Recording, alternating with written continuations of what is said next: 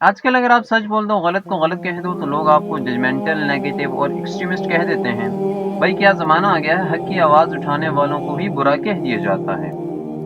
زمانہ بدل گیا ہے لیکن اسلام کا سچ نہیں بدلا۔ حق ہمیشہ حق رہے گا، چاہے لوگ پسند کریں یا نہ کریں۔ لیکن آج کا یوتھ صرف وہ سنتا ہے جو اسے اچھا لگے، نہ کہ جو اس کے لیے سچ اور ضروری ہو۔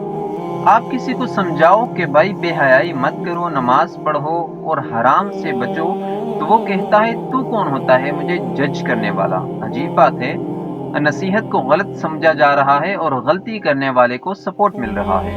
اسلام میں امر بالمعروف اور نہی عن المنکر بتایا گیا ہے، مطلب کہ بلائی کا حکم دو اور برائی سے روکو۔ یہ فرض ہے، صرف مولویوں کا کام نہیں۔ اگر کسی کو برائی سے روک رہے ہو تو وہ نفرت نہیں، محبت ہے۔ ہم ان لوگوں سے منہ موڑ لیتے ہیں جو ہمیں اللہ کے قریب کرتے ہیں، اور ان لوگوں کو فالو کرتے ہیں جو ہمیں دنیا میں مشہور کرتے ہیں۔ کیا آپ کو پتا ہے نبی صلی اللہ علیہ وسلم نے کہا، تم میں سے جو برائی دیکھے تو اسے اپنے ہاتھ سے روکے، اگر نہ روک سکے تو زبان سے روکے، اور اگر یہ بھی نہ ہو سکے تو اپنے دل میں اسے برا سمجھے، اور یہ ایمان کا سب سے کمزور درجہ ہے۔ لیکن آج تو لوگ برائی کو پرسنل چوائس کہہ کے پروموٹ کر رہے ہیں۔ یہ ایمان کی کمزوری نہیں، یہ تو خوفناک غفلت ہے۔ بھائیوں اور بہنوں، اسلام صرف روزے اور نمازوں کا نام نہیں، اسلام ہر سوچ، ہر لائف سٹائل، ہر فیصلے میں نظر آنے چاہیے۔ بھائیوں اور بہنوں، اسلام صرف روزے اور نمازوں کا نام نہیں، اسلام ہر سوچ، ہر لائف سٹائل، ہر فیصلے میں نظر آنا چاہیے۔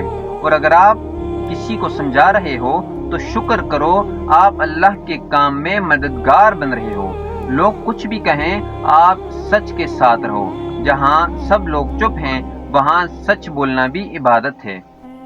اگر دنیا والے آپ کو تنقیدی کہیں تو پرواہ مت کرو، ہمارے انبیاء بھی لوگوں کو برائی سے روکتے تھے، ان کو بھی جھٹلایا گیا، لیکن آخر میں حق جیت گیا۔ آپ بس اپنا کام کرتے رہو، نہ سمجھنے والے سمجھ جائیں گے اور سمجھنے والے کبھی چھوڑ کر نہیں جائیں گے۔ والسلام۔